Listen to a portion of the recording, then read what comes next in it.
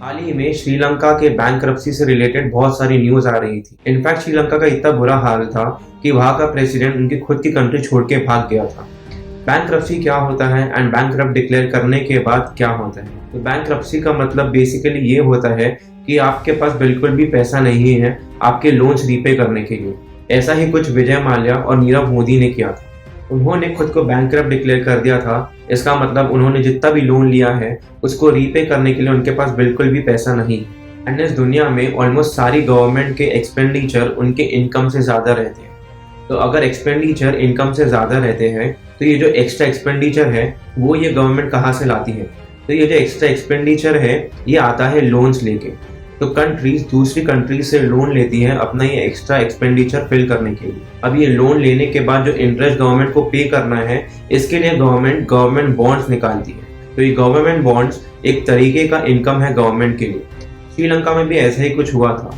श्रीलंका की main income आती है उनके टूरिज्म से एंड कोविड के कारण श्रीलंका का टूरिज्म पूरी तरीके से बंद हो चुका था एंड इसको कहते हैं इकोनॉमिक स्लो डाउन। मतलब इकोनॉमी का इनफ्लो या पैसों का आना कम हो जाता है। टूरिज्म बंद होने के कारण श्रीलंका को इकोनॉमिक स्लो डाउन फेस करना पड़ा।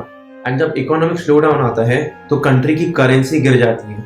फॉर एग्जाम्पल, अगर इंडिया का 1 रुपये श्रीलंका के 2 रुपए के बराबर है तो अब कोविड के बाद इंडिया का 1 रुपये श्रीलंका के 4 रुपए के बराबर होगा।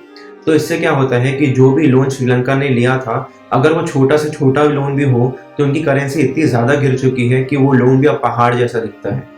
तो इस तरीके से श्रीलंका बैंकरप्सी की तरफ मूव होते हैं।